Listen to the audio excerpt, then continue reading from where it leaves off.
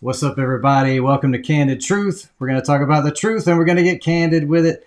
I'm excited about today's show because even though the Olympics are over, we did do a little breakdown of the 2024 Olympics. But Aubrey's been digging deep diving into the pagan origins of the Olympics in general, not just the 2024, but all together. And we've been looking into like all kinds of stuff, like sports, competition, like where did all this stuff originate from? And it's really interesting stuff. I can't wait to get into this. Yeah, it's a lot, so let's just dive right in. All right, cool. Let's pull this up. So what do we have here? Okay, so this would be the actual temple, I guess, sanctuary that they would have at the Temple of Zeus, where the Olympic Games originally would take place. And I just love the illustration because it feels like you're there sitting in the stands with everybody. Yeah. So that's just to prepare us for what it would feel like. This is, it reminds me a lot of the way the Olympics are today. You got the stadium filled with thousands of people. You're seeing the torches. I see all the familiar imagery and stuff here. Yeah.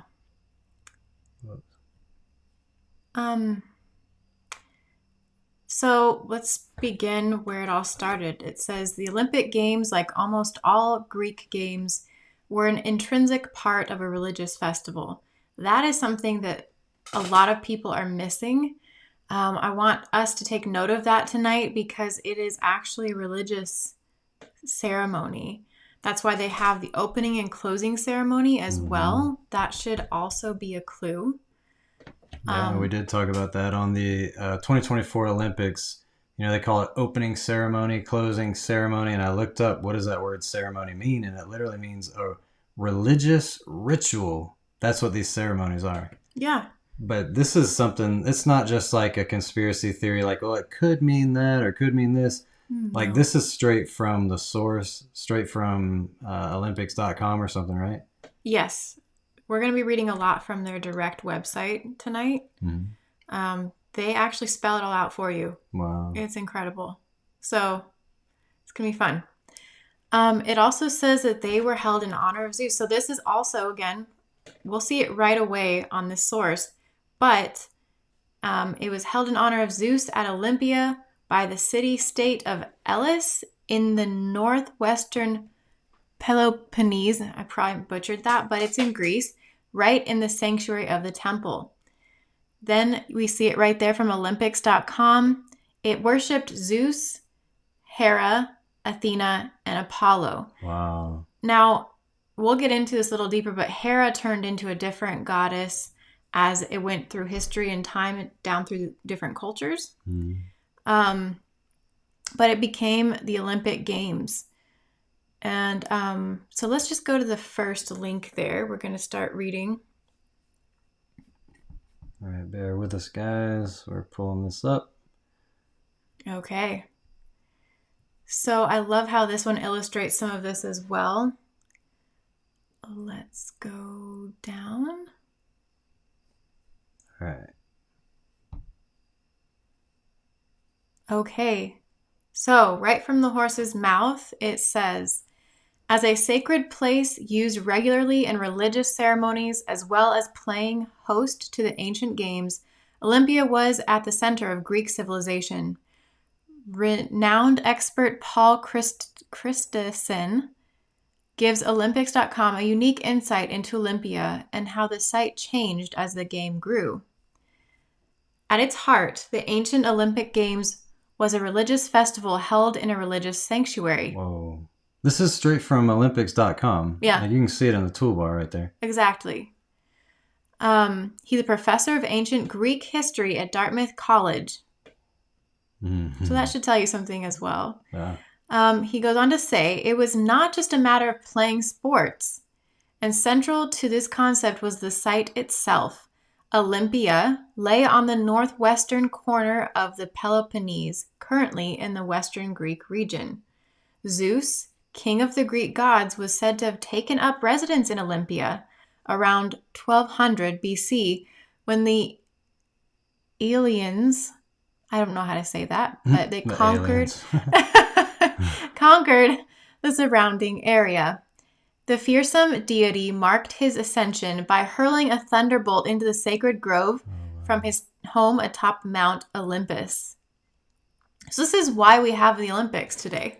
Yeah, interesting.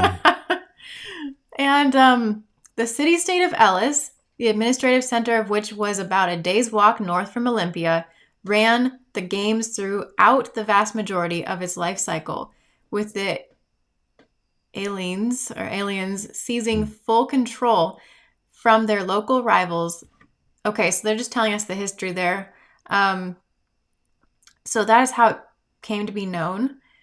During the time, it says right there in bold that they were not using that stadium. It was filled with wheat. They used it for agricultural purposes and had a threshing floor for wheat. So then they had to go clean it up. Let's skip over that part. That was really quick. Here they even had not just among in the sanctuary itself, but if we skip to the second sentence there, the sacred olive tree of Zeus from which the victory wreaths were cut. So here you have the wreaths that were given. They were usually the trophy, which sounds hilarious because have you noticed how much work goes into the Olympics that athletes put into it?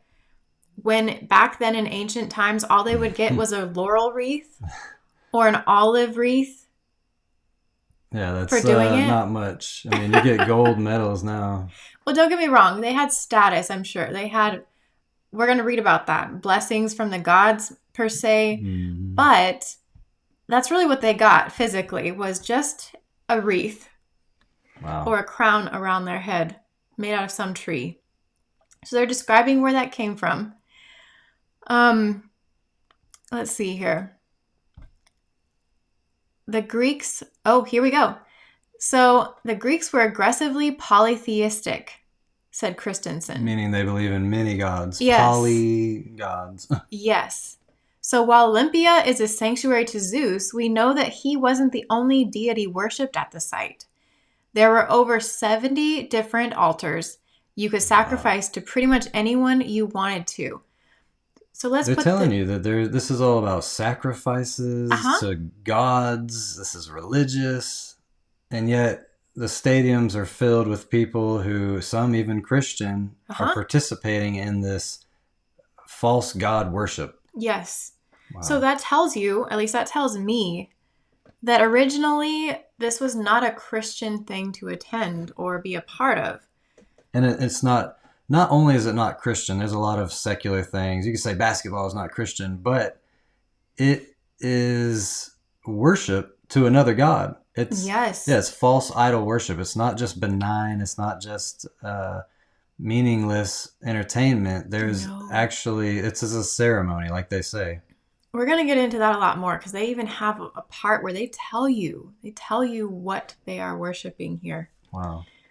But because they're polytheistic, we know that Zeus was not the only deity worshipped here. 70 different altars, okay? While the aliens, I guess I'll call them, maintained a permanent presence at Olympia, conducting monthly sacrifices, the site turned for 1 week per year from an essentially peaceful idol into the mad, riotous center of Greece. Wow. This was actually, like, this right here, what we're seeing was a real ceremony. I mean, they're literally they're not even hiding what this is anymore. Well, it was actually at one of the temple ruins as well. Wow, yeah. I see all those pillars and things. Yeah, so they went exactly to that site. And again, we're going to get so much more into this. It usually does have a lot to do with the sites that they still use. Should we play a little bit of this? No, I wasn't really going to use that. Okay. But we can go down. I think there's more. Anyone who wanted to get a big audience from all over the Greek world showed up in Olympia. Painters, artists, orators all went there to put their wares on display. So here you have the merchants of the world. Right. We know there was total chaos for a week because anyone who wanted to raise their profile, this was the place and time to do it. Wow. raise their profile. So this is like a social status thing. Yes. If you go here, you're seen as being wealthy and civilized or whatever. You're like cultured. I mean, yeah. Yes. And your product, whatever product you are possibly selling, or your artwork, whether you're a singer or a painter or something, would be put on display for millions of people. That's a foot traffic. Yeah. Interesting. So, let's go down a little bit more. I don't know that most of the rest of this was that important. Oh, let's stop there real quick. It says home to practitioners of wrestling, boxing, pankration. I don't know what pankration is, and the long jump.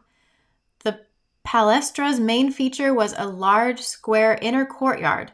It was flanked by colonnades and had an extensive bathing system in the adjoining rooms. Okay, so I'm really just discussing the fact that they had wrestling, boxing, long jump. It says javelin and discus throwing. Yeah, nothing's changed. Exactly. I mean, that's the point. People, they think, well, that was back then. It's different now. There's nothing different. They're still doing all the ceremonial torch lighting, the opening ceremony, closing ceremony with all these strange, I don't even know what to call them, theatrics. Yeah, really is. Let's keep going down. I think the bottom. Good. All right, we got through that one. So that is literally, just so people know, that's from Olympics.com, and it's /history. They're showing you the history there. Yes. So now there's another site. Yes. So let's jump to this one. This one was from, if I'm right, can you go down a little bit? So here's the first picture here. This was when it was in Rio. I don't know what year that was necessarily, but this was hugely significant because, as you'll find out later, even the way that these women are dressed and what they are symbolizing has so much to tell us. So let's read through this. The flame for South America's first Olympics had been lit at the birthplace of the ancient games in Greece, starting a 15-week journey, culminating in the August 5th opening ceremony in Rio de Janeiro. So that tells us, first, that so let me just tell you a little bit of background where I was coming from when I was researching this. I looked at the symbolism, and you have this flame. Why is the flame so central to a lot of this? Right. I don't understand what a flame has to do with these games. Right. And then you've got the places, the exact places of worship in the ancient world where they're actually doing it again and again. Right. So I went and I looked up the flame part, and I kind of honed in on that for a while because it has a lot to tell us. So when we look further at that, we will find, if we read next on that page, that I'm not going to pop that bubble for everyone. We got to read it first. Okay. That this pilgrimage, if you will, let's call it a pilgrimage because it kind of is, started. Can you go up a little bit? Oh, up is the other way. It started what they call today a torch relay. Okay. That begins, in this particular case, 15 weeks before the actual ceremony even occurs. Oh, wow. Okay. Which was very traditional in ancient times. The torch and the flame has significance so much so that it made a pilgrimage of all different kinds of runners and ambassadors with it that would take it from Olympia usually and bring it all around, maybe from Athens or wherever it might come from, wherever it was being held that year. Yeah. And it would travel to its site that many weeks in advance. So there's a flame like perpetually burning all year, or however. Yes. This is only like every 4 years, and then they bring it to the Olympics. Yes. And if that rings a bell to anyone, like there is an entire worship that centers around this. There's a goddess. There's many things. We're going to get into this.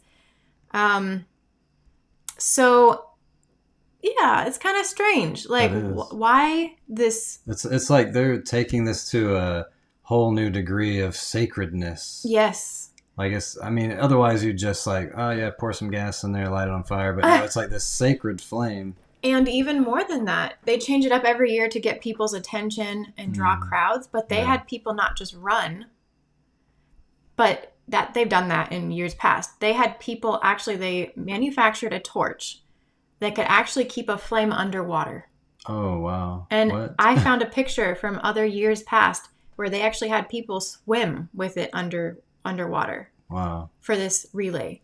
And they've had people do it in boats like we saw. We've had all And these Snoop different Dogg ways. this year. Yep. I didn't watch, but I think he was the one. I mean, I saw him with a torch. Yes. So just that's a little tidbit. Now let's get back to reading.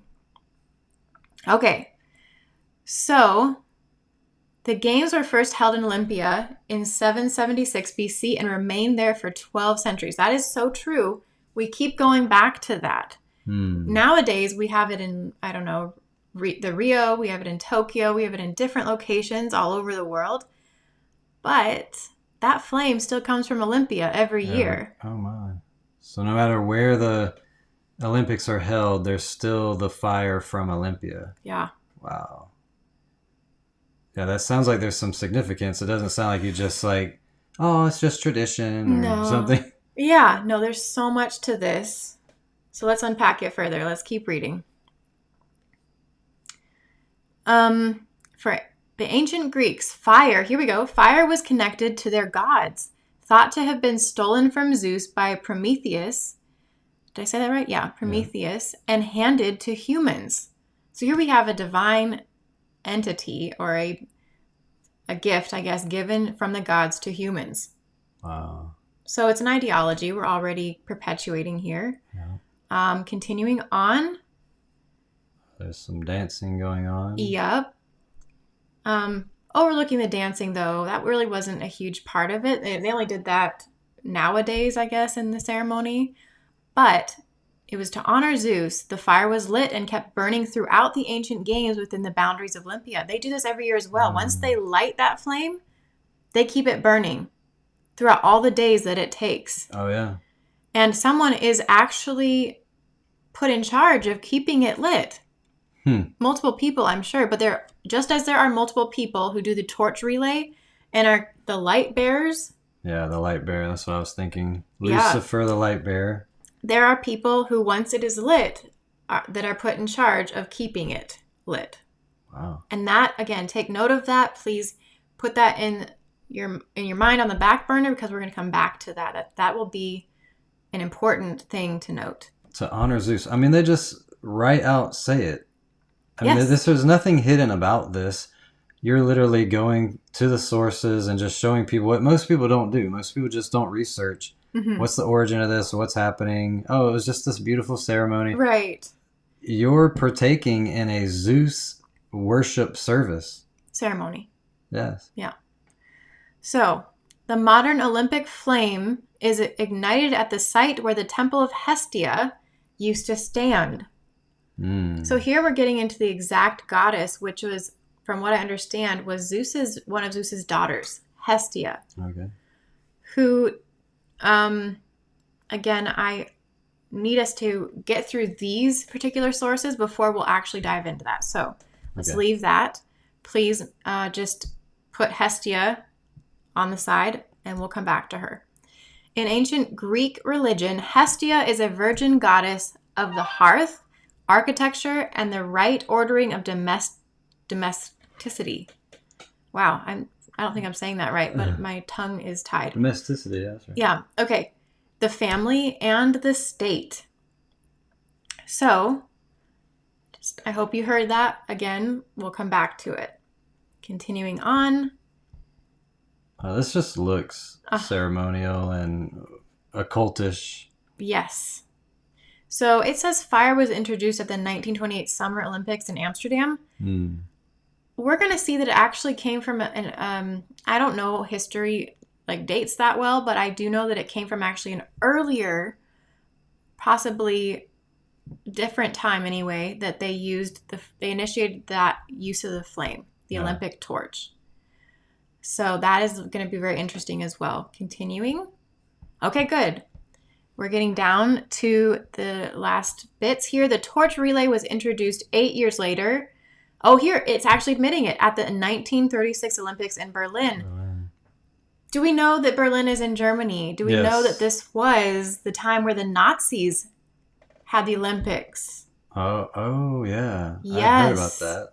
So I heard, I don't know, like I'm not a huge history buff either, but I had heard that Hitler got really upset that an African American won against his people, and he said something about, "How dare you race an animal against my people," or something. Yeah.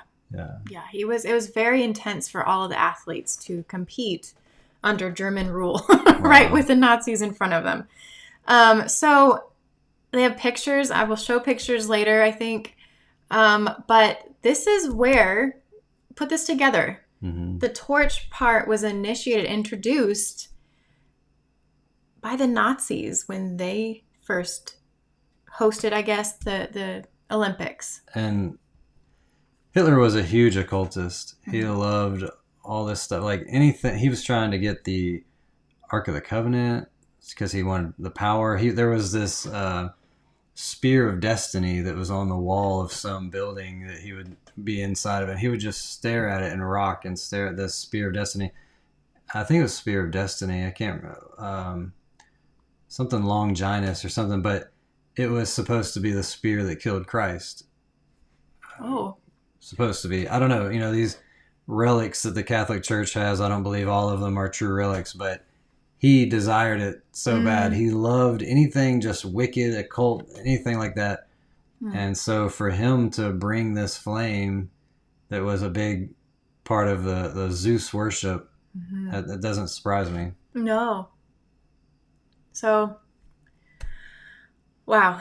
Yeah, that was, it was surprising to me, but I guess it makes complete sense. Yeah, it is surprising because I've never heard that, but right. Yeah, it doesn't shock me. Yeah. So, its journey to the host city has begun from Olympia ever since. There you go. I'm not just saying this. They just backed me up on that. That flame comes from Olympia every year to its host city. That's crazy. Okay. I bet there really was dancing. There's always been dancing and worship, like in the Bible days, whenever there was like, the Israelites, you know, they started dancing around the golden calf and all that. And so here we have this ritualistic dancing for Zeus. Yes. I don't doubt that they did, but more traditionally, it was not listed as something that was traditionally done that we know of. And we've gotten better at theatrics, putting that together with the ceremonies to make it look more acceptable instead of very raw. Yeah, like it because was I'm before. sure back then it was nude and involved sexual acts and all that. Yeah, sacrifices and stuff, which we'll see. So 11 women representing the Vestal Virgins. Now they're introducing a term which is so ancient now. Most people have not heard of it, or it's going to jog their memory because it's key to a certain denomination's foundational spiritual practices here. Oh, wow. Okay.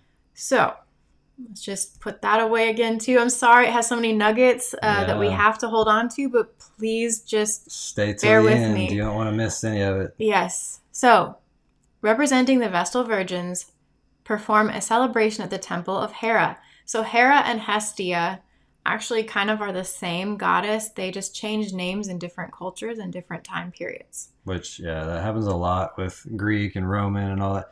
It's like these same gods are repackaged for Greek and Rome, and then now we have superheroes and everything. So Satan just loves to repackage false gods to fit the culture. Okay. So the Vestal Virgins were priestesses. I'm so glad they're starting to address some of this because that makes my job easier. The Vestal Virgins were priestesses of Vesta, goddess of the hearth. Again, so does that sound like Hera? Hera? And Hestia? Yes. It's basically a copycat. Like I said, that changed from one culture to the next. So goddess of the hearth, and cultivated a sacred fire that was not allowed to go out. They took a vow of chastity. Please make note of that as well. Vow of chastity. That's definitely ringing some bells now. Yes. To devote themselves to state rituals that were off limits to male priests. Priests. Okay. Very good. Let's see what else they have to say. The Vestals were a powerful and influential force in the Roman state. So they're being a little bit mysterious about this. Rome. Wait a minute. Vestal virgins who are vowed to chastity in Rome. Yeah. To priests. Uh-huh. Anybody should be picking up on this now. Yep. The idea, it says, for the torch relay was devised by Carl Diem, who was Secretary General of the Organizing Committee of the Berlin Olympic Games. What they're not telling you here, and that's a very polite way of saying that one of the strategists under Hitler, one of his soldiers of the Nazi Party, came up with this idea. Of the torch thing. Yeah. Right.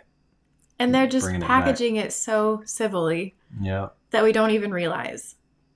That's how they do it. That's how all these holidays and everything really are, you know? It's like, it's fun. It's a tree with decorations, and it's carols and presents. Yeah. Yeah. So, okay. The German armaments company produced the first torch in wood and metal inspired by an olive leaf. So here you have commemorating trees, tree worship kind of thing coming in, olive leaf, olive branch. Like we had said before, if you came in a little late, they even had a sacred olive tree, what do you call it? Grove. There we go, grove. That circled the sanctuary of Zeus, that was used to create these laurel, well, not laurel, I guess then, but wreaths that they would give out as prizes. Yeah. For for their athleticism and their great work. Yeah.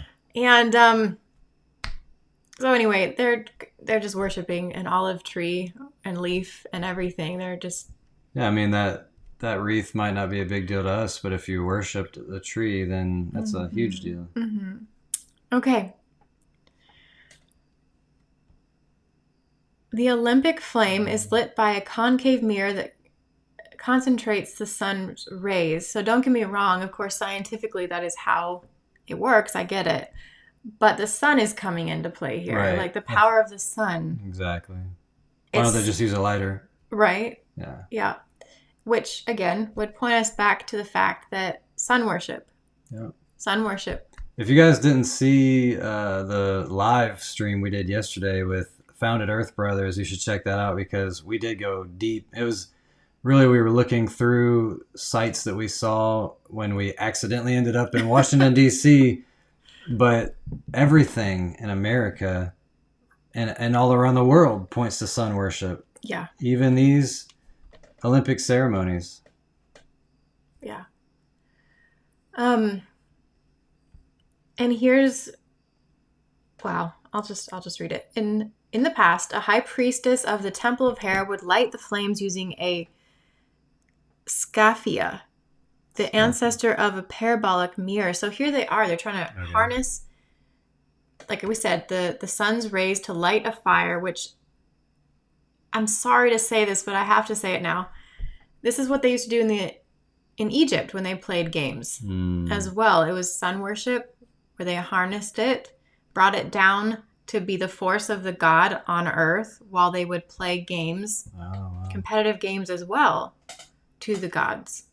Wow. So, as devotion. Yeah. So these types of games are religious. I mean, we saw that on the first page, the Olympics.com. Yeah. That this was all part of a religious ritual. But you're just going to keep seeing it more and more. I mean, we've already heard it from the horse's mouth. So now we're just going to be building the case. Yeah. So, of course, they had an actress do this. She was performing the part of high priestess. Which these actresses, they're just American idols. I mean, these are the new gods of our world today. I mean, we don't worship Ra and Horus and Isis. Now we literally worship these idols that if I could just touch you, I'll never wash this hand again. Can I have your autograph? Can I get a picture with you? Right? Yeah. And they live like gods on earth. They make more money than they could ever spend. They don't have to spend their money anywhere they go. Right. Yeah. Yeah. The fact that they even used and mimicked the role of a high priest is very interesting. So thousands gathered for the event. Of course, we know that, including dignitaries from Brazil. Oh, there's a dove flying. No. Uh-huh. They even say a white dove was freed into the air, symbolizing peace. Yes. So this brings us into the idea, which, again, we'll get into, that further states that this was used. Oh, man, I think I'm getting ahead of myself. But this whole thing was about peace and unity. Yeah, that's all I'm going to say. Like a coexist movement, kind of. For right now, yes. Yeah. Okay. I'm just thinking of the Bible verse that says when they say peace and safety, sudden destruction will come upon them. I mean, a lot of Bible verses are coming to my mind about this stuff. You know, the whole competition, winning the gold medal, which is about pride, and pride comes before the fall. And you look at what happened to Rome. Why did Rome fall? It had a lot to do with these sports and these LGBT lifestyles and all this stuff that they started getting into. Very true. Okay, let's continue. Rio's torch was said to unite movement, innovation, and the warmth of the Brazilian people. So here you go. They're having their own take on it and just putting it out there, like right in your face. Yeah. So this is what it's supposed to symbolize in that particular year. It will tour. Okay, here they're emphasizing the travel of the flame again. It will tour around Greece for 1 week before being handed over to the organizers of the Rio Games for the official start of the torch relay. Yeah. So it is nurtured. It is taken care of like a baby. Yeah. It is or like a god. Exactly. It's a flame. Yeah. Of all things. But it says that Greek world why can't I read? Gymnastics champion. I'm not going to try to pronounce that. Received the flame as the first torchbearer for the Rio Games. Torchbearer. Yeah. That's not really significant, but here, I want to emphasize this because we need to realize this. Just like in ancient times again, I will just say it over again. It traveled through all these different cities to get there. Yeah. This flame came from Olympia, made its way with light bearers all along the way, passing it along, and then you are responsible for its remaining lit the whole time. Yeah. Day and night. Torch keepers or whatever. Yeah. And then it's actually telling you how many cities it had to make its way through. This is also traditional. And it was almost worshipped as it went through cities. Wow. Yeah, it's an offering to the gods. You can't let it go out. Yeah. So they're going to tell you why, though. The Olympic flame will visit 83 cities in South America, including the 26 state capitals. The relay will reach an estimated 90% of Brazil's population and will cover that many kilometers of the country by road and that many kilometers by air over the North and Midwest. Approximately 12,000 torchbearers will carry the torch for roughly 200 meters each. So here, it's like a job. Yeah. Did we even know? People don't speak about this. Like, why? Why is the fire so important? Have you asked yourself that? No. Why would they hire that many people? Yeah, that is a big task. And we just think like, ooh, it's the fun little tradition before the Olympics starts. And they televise it and everything. You had a great point. Why not just show up and pull out a lighter and be like, all right, fire? Yeah. Why do they put so much effort into this? Yeah, it has to be lit by the sun in Olympia, travel around however far it goes. Yep. To get to the location. Yes. Okay. So very good. We've gotten to the end of that one. We can continue on to the next one. I hope you're finding this interesting, though. This should all be little nuggets that we're going to put together here. So, the Olympic flame begins its journey today. Yes. So here they even record its journey. And wow. Again, it's in the temple of Hera in ancient Olympia, and the flame will be lit in accordance with the ancient ritual using the sun's rays captured with the aid of a concave mirror. Wow. The president of the Greek Republic will be present. And they're talking, this is the same, by the way. This is the same year that we pulled the pictures from. But everyone is there that should be. Like, everyone important. Everyone is there to be there. Right. And I brought this one up because if you scroll down for me real quick, let me just... Yes. I just wanted to emphasize again, it made its way through 5 continents, across 5 continents. And we'll leave again. Wow. It will leave again. Oh, I lost my way. Yeah, it'll leave again on the 4th of June for Sydney. Okay, where it'll make its way further and further across. Then they'll run the flame. And Australia will be the first stage of a long journey that it has. This is incredible. Yeah, this is a... this is a lot. Yeah. But it's a recap, really, of what we were talking about. Let's just continue to see if they give us anything else. No, that's fine. I just love it that they emphasized what I was saying. And yes, this one is amazing. Yeah, this is so in your face. So here we're going to dive straight into their wonderfully... This is Reuters. This is not a Christian website or anything. They're just showing you the history.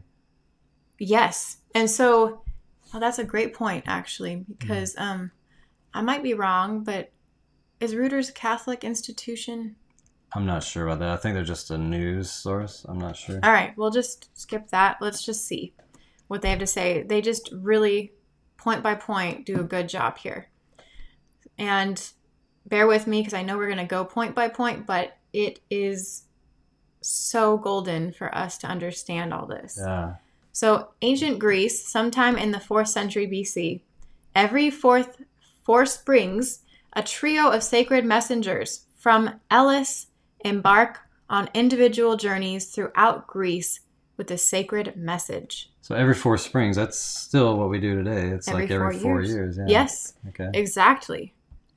So, and I'm going to point out something. Oh, there's a caduceus. Yep. On a staff. Okay. The caduceus, if you didn't watch last night's show, we talked about it. It's the staff of Hermes, and he's the guide of the dead, the protector of liars, merchants, and thieves, and gamblers. Oh. You think about what happens at the Olympics. There's all the stadiums filled with the elites of the world, the merchants of the world. They're gambling. They're, I'm not going to say they're liars and thieves, but that's what this staff means. Protector of liars and merchants and thieves. Yes, and they have note there, which is amazing as well, that they would send these ambassadors dressed in luxury purple robes, so royalty type of robes. You're elite. Yeah. And the messenger travels mounted on a mule. Okay, so I'm really glad they're painting the picture for you. So the ancient Olympic Games. For 12 centuries, the sacred games in Olympia were a spectacle of blood, sweat, and glory. These ancient contests, held in honor of the gods, captivated spectators with displays of strength, endurance, and skill. Today, the modern Olympics carry forward this legacy, uniting athletes from all over the world. So they're still saying, today we still do this. Yes. Worship to the gods and everything. Yes. So, heralds traveled to all major Greek cities around the Mediterranean to announce the dates of the games, along with the sacred truce. Hostilities were banned during the periods around the games to ensure safe passage for those traveling to and from Olympia. This is huge. They dictated the political world during that time. Yeah. During this period, war among Greek city-states is forbidden, criminal trials are suspended, and the execution of capital punishment is prohibited. So just shut down the city because the Olympics are happening. Yes. Get on with the games. Are we worshiping something? Like, oh my. Yeah, and this goes back to that whole bread and circus thing. Yes. Like, the government is explain. They always want to be in control of everything. And how do they keep you in check? How do they keep you from being smart and paying attention? It's all about bread and circus. Today we have Hollywood, we have video games, we have all these distractions in our life. And bread and circus was something that was coined a long time ago about the government was appeasing the people, pacifying the people with bread, food, keep them fed so that they won't be hungry and cause an uprising, and keep them entertained and distracted so they don't know what's going on politically. They're not paying attention. And back then it was a lot of these circus acts, sporting events and things like that. And today it's just all the worse because, people are pulling out their phones. No one can even sit in a comfortable silence. They have to pull out a phone and play a game or scroll on the internet or whatever. Mm-hmm. We're completely pacified and completely fed. We still have welfare and food stamps and things like that. The government does give food. I remember the Biden checks were being passed out at one point in time and everybody was happy. We got our checks, the whole bread and circus thing. So that just made me think of that when it's talking about that these, criminal trials and everything are suspended, like shut down everything. The games are here, but it's all worship to Zeus. Yes. I want to also emphasize the last sentence here. It says, during the herald's stay, sumptuous banquets were also held. So that it really is this bread and circus thing of give the people food, give them entertainment to keep them pacified and content with basically being controlled. That's right. Easily controllable. Okay. The dates were meticulously planned. Astronomical calculations ensured that the third day of the games coincided with the second moon following the summer harvest. This meant the games were typically held between August and September. If the same calculations were used this year, the Olympics would begin on August 17th and end on August 21st. That's really interesting. So they're using astrology to calculate the time of when these things are held. And the Bible has stuff to say about that too, about observers of times. That's not talking about like keeping the Sabbath or something. Observers of times is about astrology, what's your zodiac, and all those things, observing times. Yeah. And so when they're talking about calculating this with the timing of the moon and everything, this is all pagan. Yes. Okay, so. Oh my. Yeah. Were people always naked when they did these? This guy's wearing clothes, so apparently they're not just illustrating. It's not just some style of art where everybody's naked. That guy's wearing clothes. I was learning that a lot of them did go naked because it was actually like favor of the gods to participate as an athlete anyway. So you're being prideful, and then it was like strip off your clothing, show your muscles, and to be honest, I think they didn't get into this, by the way. I should have been able to probably pull up some of this, but there was, I think, some sexual rituals associated with the athletes before they began their sports. And a lot of these pagan gods, there was sexual rituals. Yeah. And so it was kind of like, easy access, I think. Yeah. Was the idea. Wow. So it says, once the herald departed, the city began a frantic search among its young male athletes with the aim of selecting the most outstanding to represent them at the prestigious summer festival in Olympia. For several months, athletes would dedicate themselves to their training with an increased passion and discipline, fueled by the hope of being chosen to represent their city. Okay? So that's all the training that they do today, Yes. all these people from all over the world But training. here they're turning people into stars, or Yeah. if we would call them gods, like demigods, basically. Like, you want to be just like them. Yeah. Go ahead. You'll be praised. You'll be honored. You'll be worshipped. Well, we just saw a video today of some guy he got to meet. Like, it was just, I think it was unplanned. He just happened to be at the right place at the right time, and this soccer star got out. And this guy was like, "Oh man, he's on his knees with his hands like this saying, I love you, oh my God, I love you." And he's like, "Oh, somebody take a picture, oh my God." Oh. I mean, it was insane. Like, people don't get that fired up at church about, we're in the house of the Lord. You guys, God's here. Like, we should be excited. But people see these idols, these celebrities, they're supposed to be celebrated, these idols that we call stars, which is another, it's a symbol for angels. All these words are right in our face that these are the gods of the world, the gods among us, of this culture. And like you said, these training and everything are like, who wants to be the next god? Yes. And along those same lines, the Vestal Virgins were actually selected. Originally, it was 16 young ladies of elite families of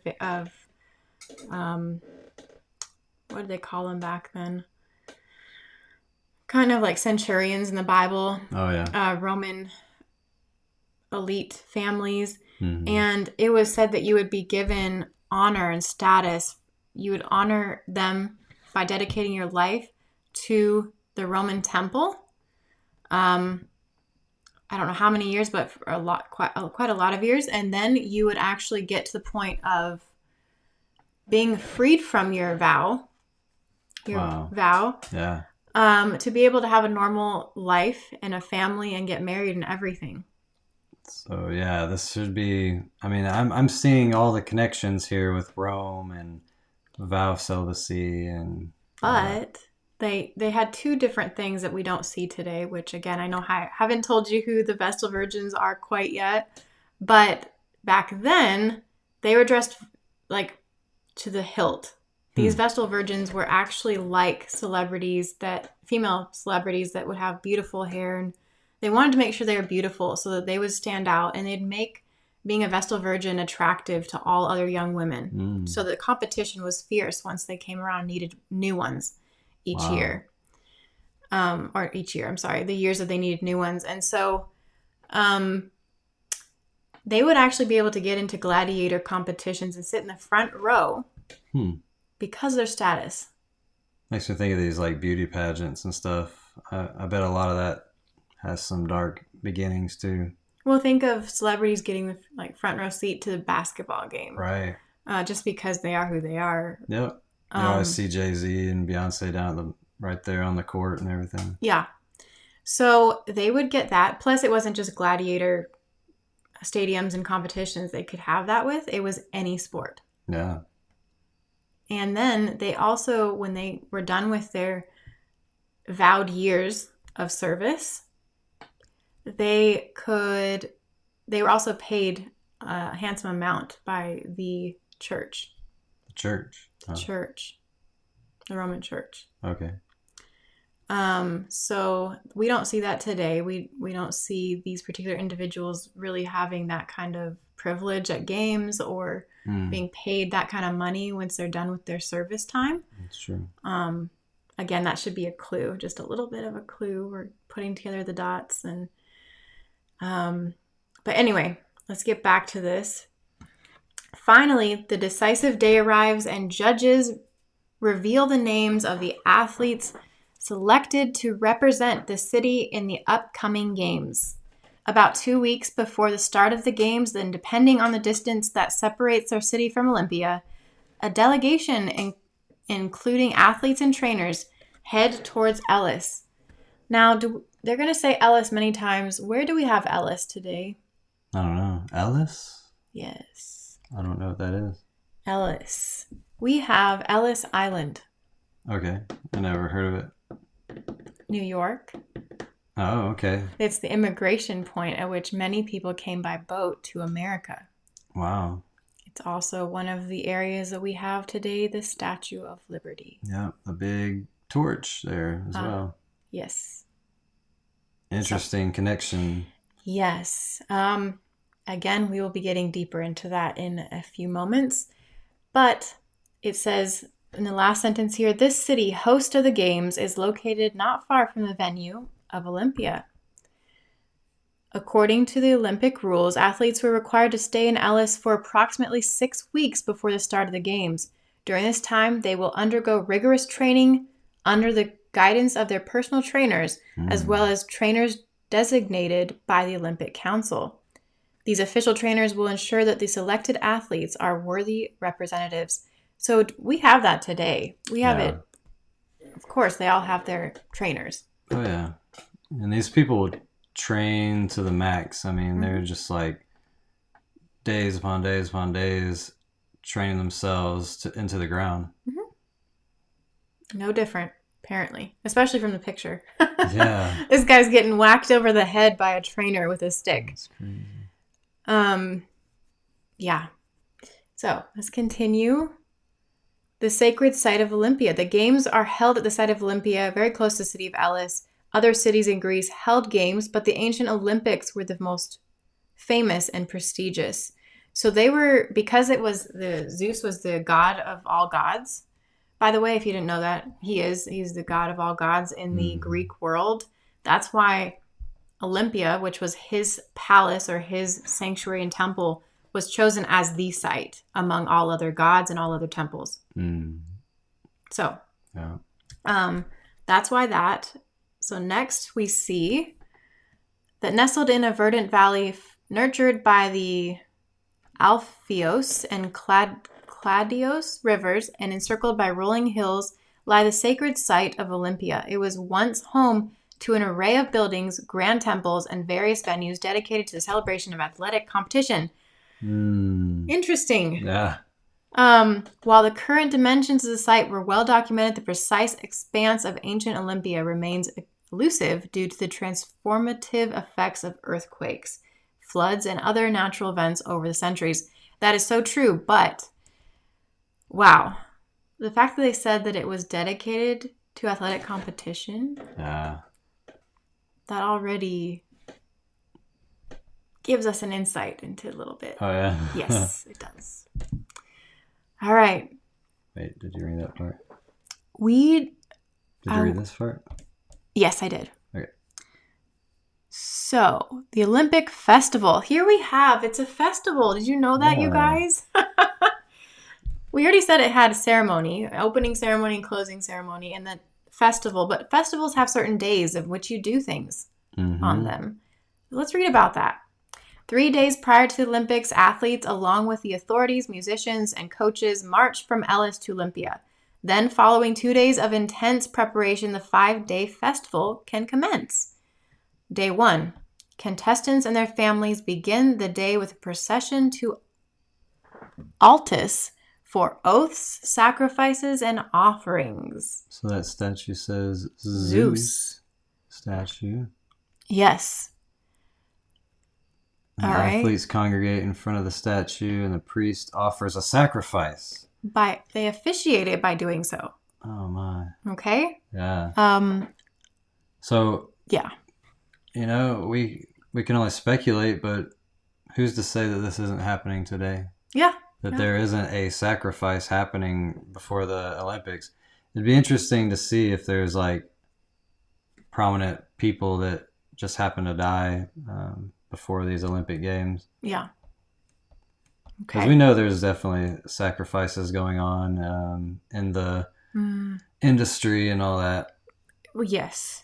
And none of the worship of other gods is exempt really from sacrifices of any kind. Yeah. They're always included. So to finish that off, it says participants affirm their Greek heritage and adherence to the Olympic rules before proceeding to the council chamber for animal sacrifices and loyalty oaths to Zeus. I want to go ahead and emphasize here their Greek heritage. Okay. Now, it says that in a different source, that I'm bringing up, that it united all of the Greek gods and all of the Greek festivals and Greek people. But they didn't care if any other cultures or gods were actually included. So why would we be centering things around Greek religion? Yeah, I mean, that's the question I have with all kinds of stuff. When we were in DC, there was Roman and Greek gods all in that place. Everywhere. And this is supposed to be, people have the illusion that America was founded by Christians, yet there was nothing Christian to be found except the name of Moses. Other than that, everything was humanistic or a Greek and Roman god with a statue of Zeus. Wait, was it Zeus? Neptune right outside, right front and center outside the building of the Library of Congress. That's right. So it's like another foretelling. That was all Greek and Roman. And now we're seeing Greek and Roman worship all over the place. Like, somehow our world is focused on Greek and Roman. Hellenistic is what we call them today now. Which I think a lot of that is just, it's Babylonian. Yes. Babylon turned into, because Babylon got conquered, right? When you think of the statue of Nebuchadnezzar, the prophetic dream, it was Babylon, Medo-Persia, Greece, Rome. So Babylon just became Greece and Rome. So I want to emphasize something here. They say, and I forgot to put this in there, but I was getting some help from ChatGPT on this because I wanted to know how the Olympic Games progressed from biblical times to today. And they said that it is well known that they had games like these in Mesopotamia, Babylon, Egypt, and in Greece. So those are the foundations we're looking at here, none of which we're supposed to be participating in as a Christian, right? Or really those were being a part of names that the Bible would consider like the most wicked people. Like, don't be like the Egyptians, don't be like the Babylonians, the Nicolaitans and all these things. There were certain people that the Bible used as like, don't be like these people, be like the Israelites. Sometimes. Right. When they were doing the right thing. And really, when I was looking at this on ChatGPT, I also asked them what kind of sports that they played. It's all the same ones over and over again. It really doesn't vary. Boxing and jousting and all that stuff. Wow. It was all the same. So even the particular sports we're playing are a direct reflection on the worship of these gods throughout antiquity. Wow. Anyway, I hope that makes sense. I hope that kind of is interesting to you as well. Yeah. So, day 2 and 4. Only during the second and fourth day were the sporting competitions held, with the equestrian races being the first event of the Olympic festival. So it was chariot races. We don't have those today. I don't really watch the Olympics, so I wonder... they may have something similar. Something equestrian. Okay. So in those days, it was the Hippodrome was the largest monument at the Olympia site, but there are no remains. Okay. It is assumed that the medieval floods of the Alpheus River were responsible for its destruction. So that's what it would have looked like for the chariot races, though. Think of Ben-Hur. Yeah. If you haven't seen Ben-Hur, you should probably go watch it. It's good. Also, the aphasis, an interesting start system for the chariots in the race, was apparently designed to prevent the chariots from colliding with each other right after starting and to allow a rolling start as they enter the racetrack at the same time, providing all these things. Yeah. This is more kind of just the rules of the game, right? Yeah. So that's pretty cool, at least if they have pictures. Let's continue. Okay, foot races. This is how it was set up. We don't need to look at that. Yeah, they're just talking about the markings and everything. There you go, though. They're emphasizing all runners compete naked. Yes. Oh, my. Okay. What did I say? When athletes made a false start, they were physically punished by the judge. Oh, they were Oh physically man. punished. This punishment was also applied to other competitions for any irregularity committed by the participants. The athletes competed completely naked.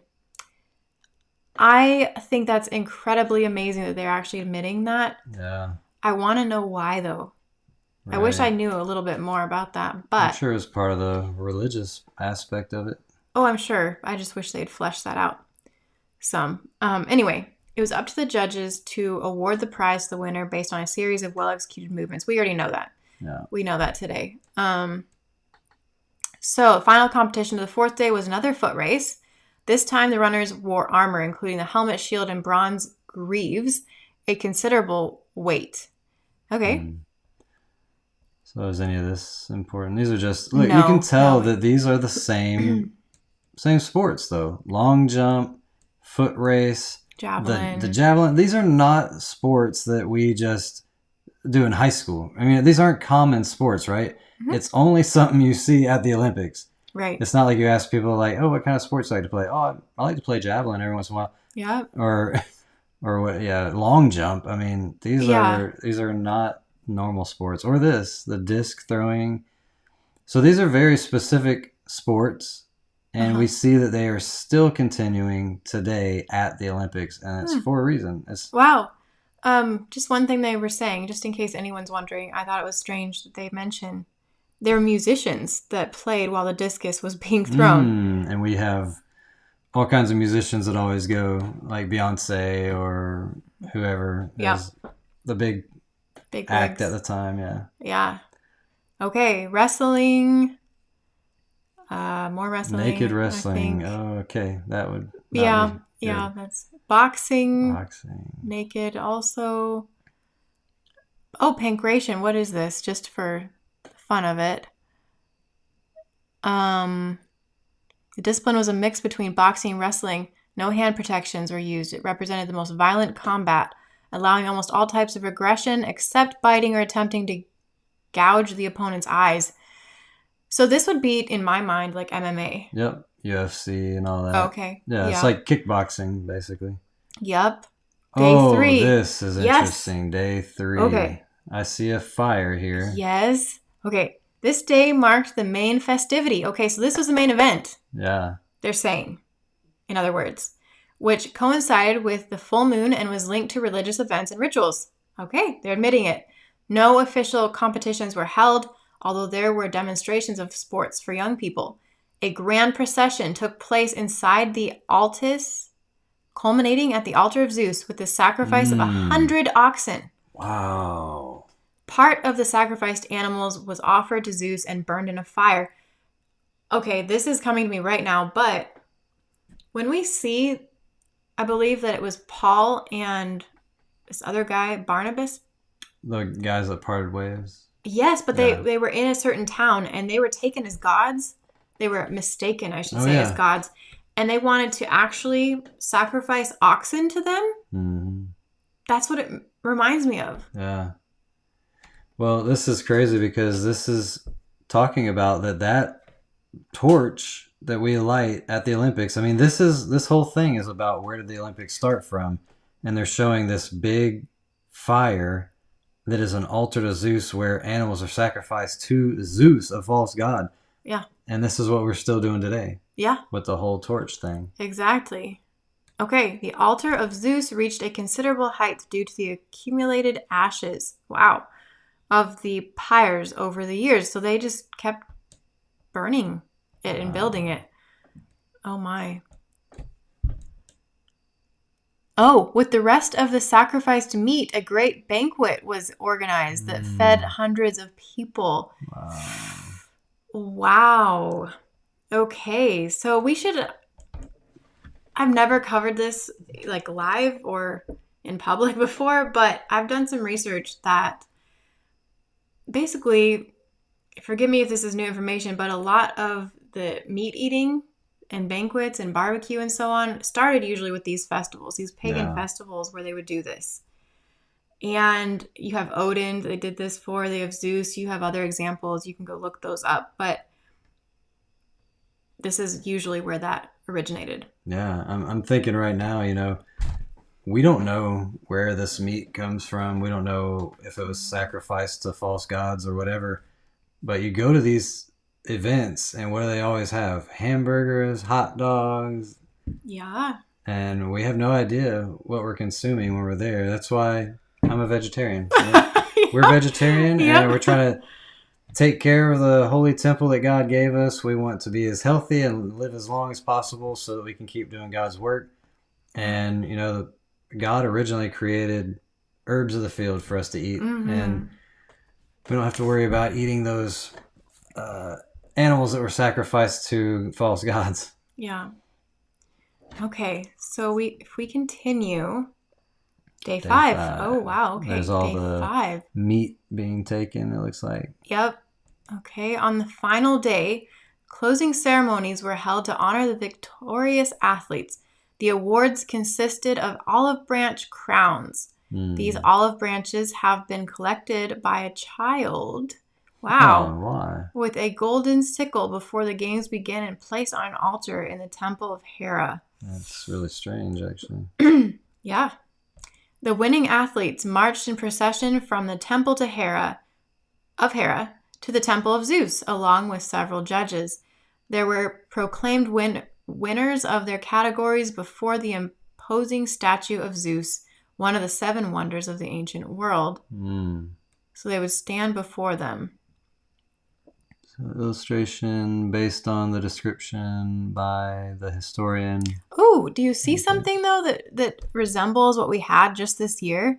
He has in his hand that a victory golden figurine in his right hand, which we saw was Nike. Yep. Well, it was that they called him the Golden Voyager. Yes. That descended to a desolate earth and had all these demons dancing around.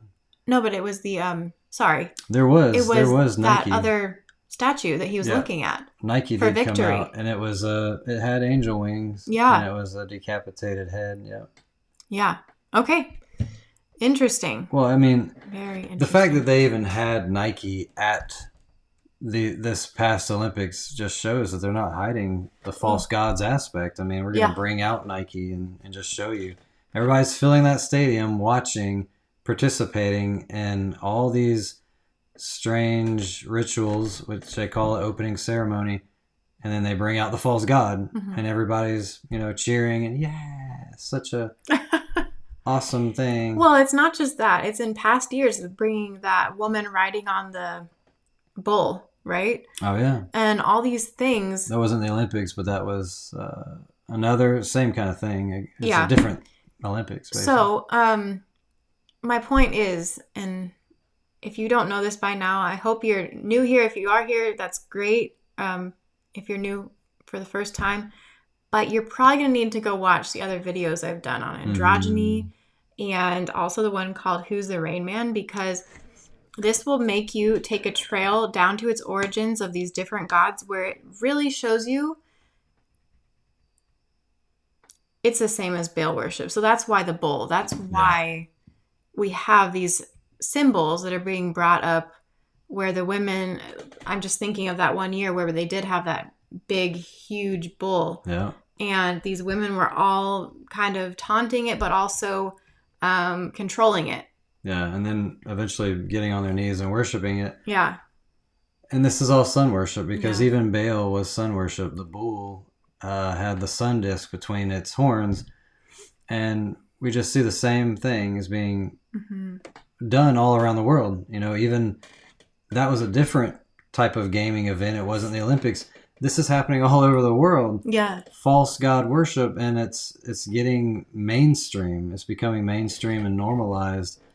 And I think that's very prophetic that the world is just being deceived by all these false gods. And just another, if you are someone who wants to look into it more, these were just one of the types. The Olympics, again, was showcased because it was for Zeus, and he's the god of all gods, and it was the most holy site at Olympia. But they had other games too. They had the Pan-Hellenic Games, and they had other names You can go Google, and it actually tells you what particular gods of mythology coming from Zeus that it worships and what games they played, like boxing or discus or whatever.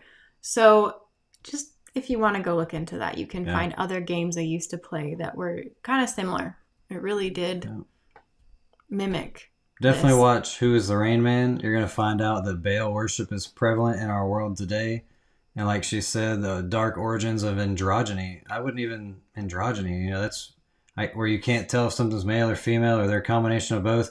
But the origins are crazy. This is not just some new trendy, like I'm trans thing. This is a religious act that people would do where they would castrate themselves to achieve the highest level of nirvana and reaching that, what do you call it, like a monk, like becoming like enlightenment. You were ascended, religious. You've ascended to the highest level of knowledge and enlightenment from the gods. Right. That's crazy. Check that out, guys. Please do. So the summer festivals of Olympia, held continuously for 1,169 years from 776 BC to 393 AD, came to an end by order of Roman Emperor Theodosius I after proclaiming the Edict of Thessalonica. Okay, so for a while there, they ceased, but then they were instituted again. And we have them today. Yeah, it's like God brings judgment and something goes away for a while, then it just comes right back, right? Yeah, a different ruler comes on the scene and it's like, no, we're going straight back to pagan worship. Yeah. Full swing. It's going to be here. We're going to make it a national holiday, by the way, or whatever. Yeah, well, it's like you think about Nebuchadnezzar. Nebuchadnezzar was a Babylonian king. He was not a Christian at all. And when he threw Shadrach, Meshach, and Abednego in the fire because they wouldn't bow down to his image, there was one, he saw a fourth one in that fire, like the Son of God in there. And Nebuchadnezzar said, everyone must worship Shadrach, Meshach, and Abednego's God. He's the real God. And he became a believer, even though he was kind of overzealous by saying everyone must worship. God never agrees with forced worship in any kind of way. Even to him, God wants freedom of choice. But Nebuchadnezzar became a believer. And over time, pride came back in his heart. And he was on top of the walls of Babylon. He said, is this not the great city that I've made? Babylon, and he's getting prideful, and he became like an animal for 7 years because God was humbling his heart. He had to bring him to that point. It was actually an act of mercy on God to do that to Nebuchadnezzar, because he probably would have died an arrogant, prideful pagan king again. But after 7 years of this, I don't know if it's really documented, but it's believed that he did become humble again and got his throne and all that. But later down the years, it was Nebuchadnezzar's grandson was Belteshazzar or Belshazzar. I can't remember. I get those mixed up. I think it was Belshazzar. Yeah. Was Nebuchadnezzar's grandson, and he was like, getting drunk at a party and said, "Get the golden vessels that were taken from Israel and or Jerusalem, and out of these."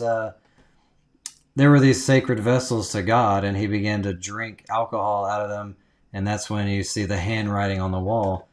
So what I'm getting at is you have these kings that they might surrender to God, but then it's only a matter of time before another corrupt king comes in and says, no, let's desecrate the sacred vessels and bring that back in.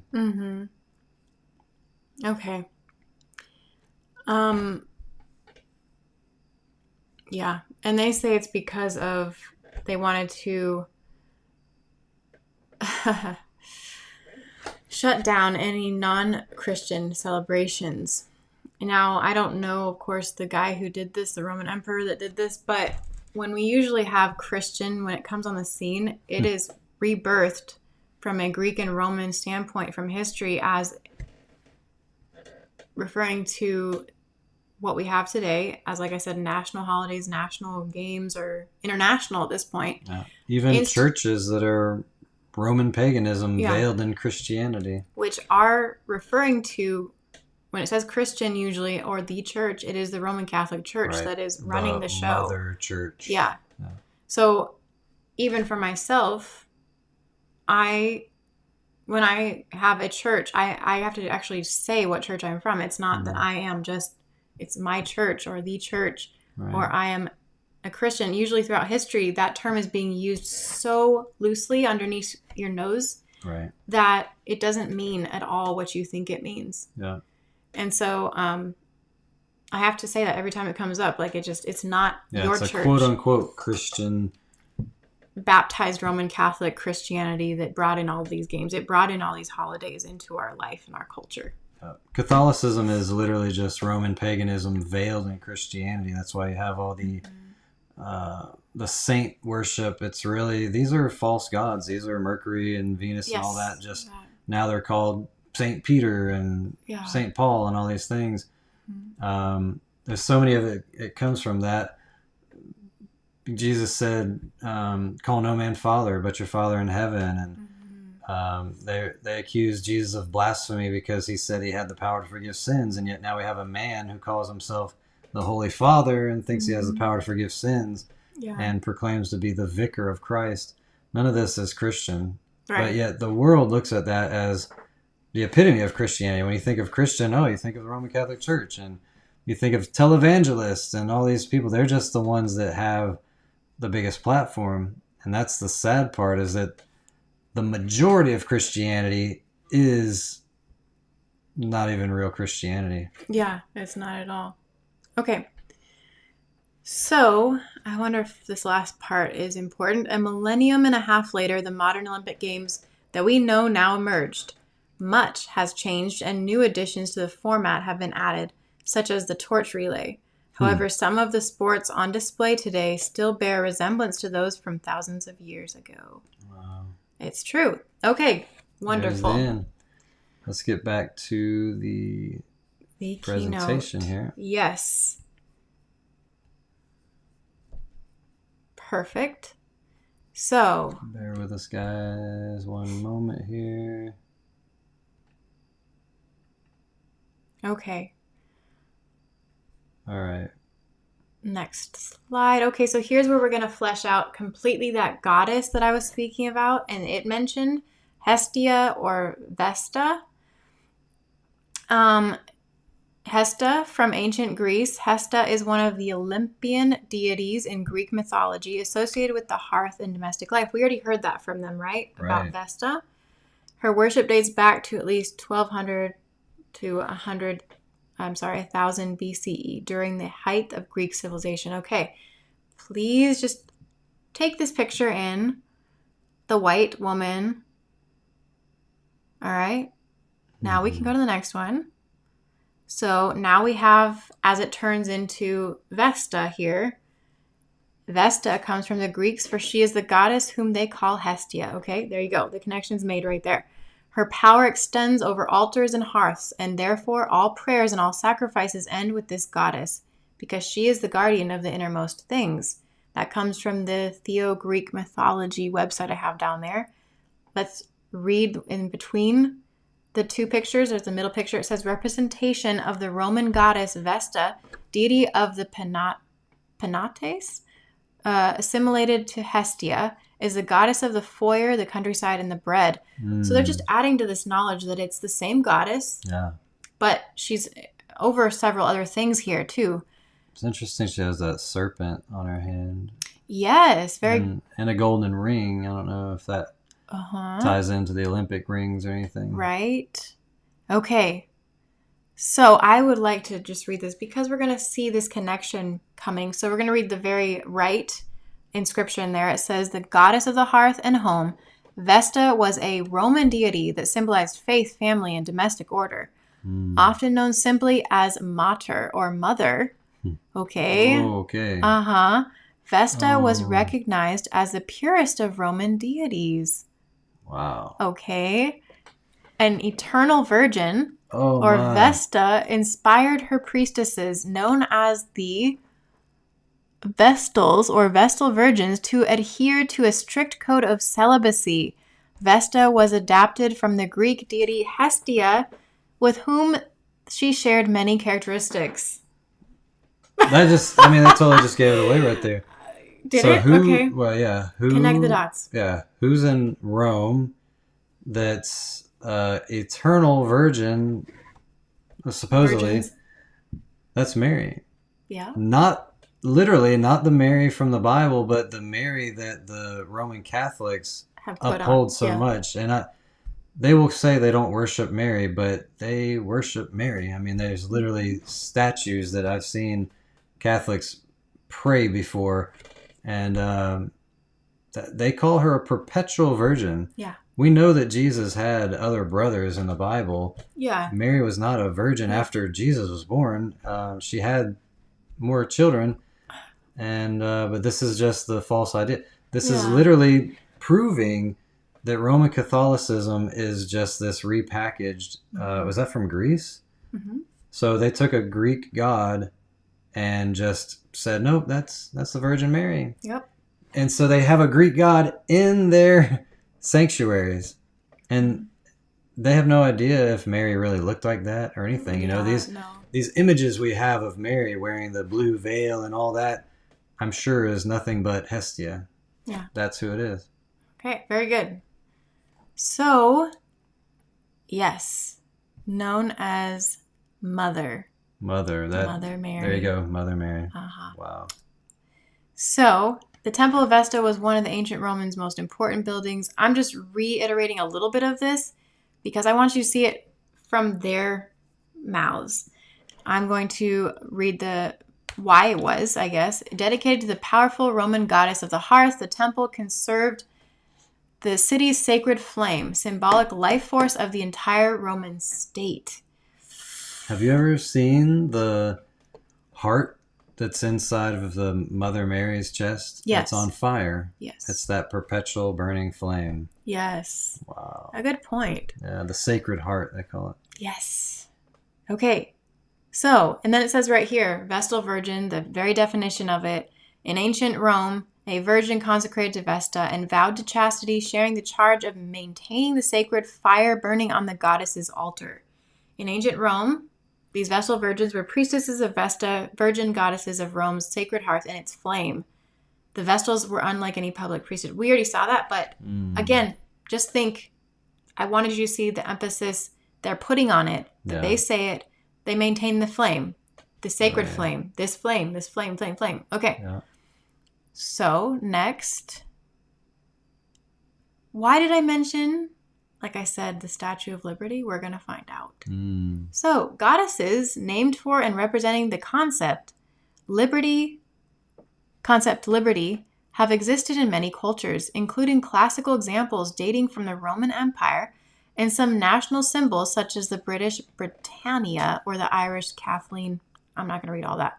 The ancient Roman goddess Libertas. Okay, so then now they're giving us some backstory here. Right.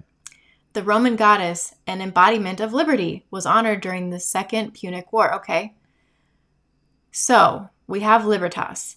So then we have a statue in her honor was also raised by Claudius on the site of Marcus Tullius. Okay, so we can skip that other part. The figure, I actually do have to read this part. The figure also resembles Sol Invictus, the Roman god of sun. Yep. We're going to get to that as well.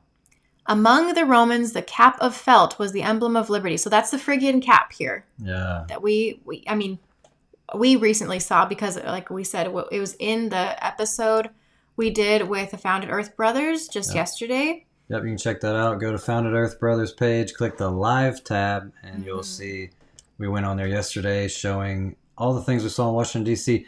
And that Phrygian cap, yep, Phrygian. That's what it's called, that Phrygian cap is everywhere. It's the little Smurf hat, the hat that the Smurfs wear.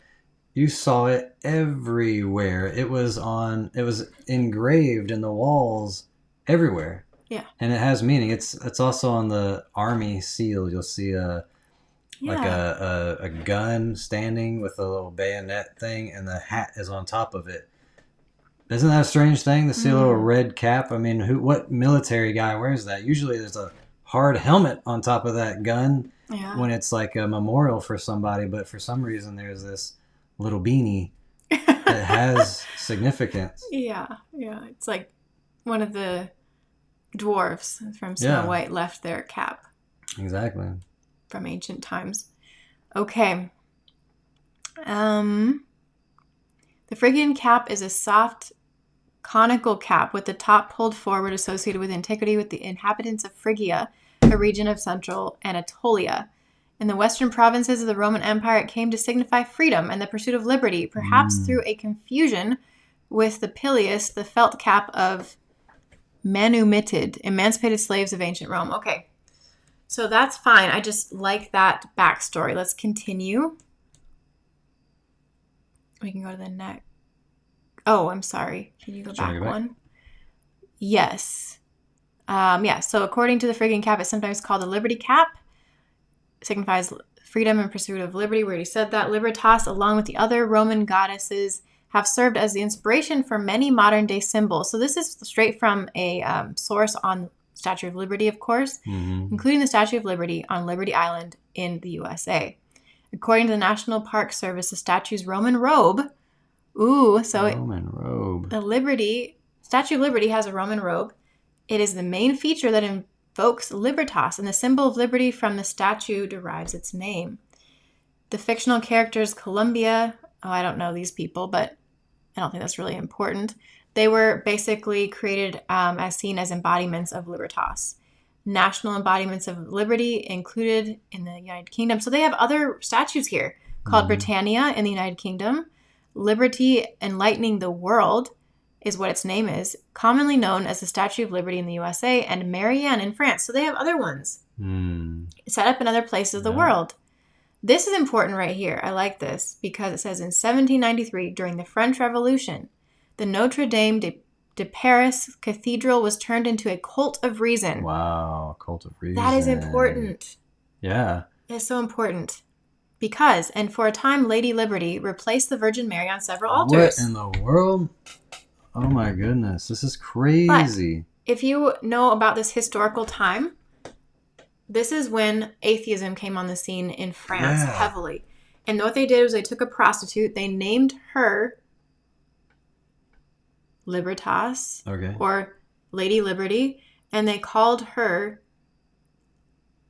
this Age of Reason. Basically, the cult of reason, the Age of Reason, has now come on the scene. And they paraded her through the streets, and they basically dissed religion. Yeah, I remember. Like I said, I'm not a huge history buff. I don't know about all this stuff, but I have heard about this Age of Reason that happened in France, where they were like stomping the Bible in the streets and stuff. And now, even though we know that the Virgin Mary is not really Mary at all, but is a false god, this Age of Reason has come in and replaced a religious, a Christian kind of icon. Yeah. To prove that we are, what they're saying is true liberty is getting away from God. Yes. Liberty, and that is Satan. That's his agenda. His definition of freedom is lawlessness. Do what thou wilt. That's freedom, but that's not true freedom. According to the Bible, God talks about his law as being the law of liberty. It's the law of love. The very thing that everyone longs for in this life is love and acceptance and all these things. And they say love is love and all that, but that's a counterfeit. True love is the first 4 commandments is how you love God. The last 6 is how you love your fellow man. And if we all just followed that, we'd live in a perfect world of perfect harmony and peace and love. So to add to that, usually when you have atheism and it comes on the scene, it replaces God and all spiritual things with science, logic, and information and knowledge. Or science falsely so-called. Yes. So that's the actual reason they are speaking of, just to give context to that. Yeah. But that was a huge moment in history for all of the world, because all of a sudden you have people turning their backs on God completely. Wow. And this is what this statue actually represents. The cult of reason, they say. Yes. So that's really all we need on that one.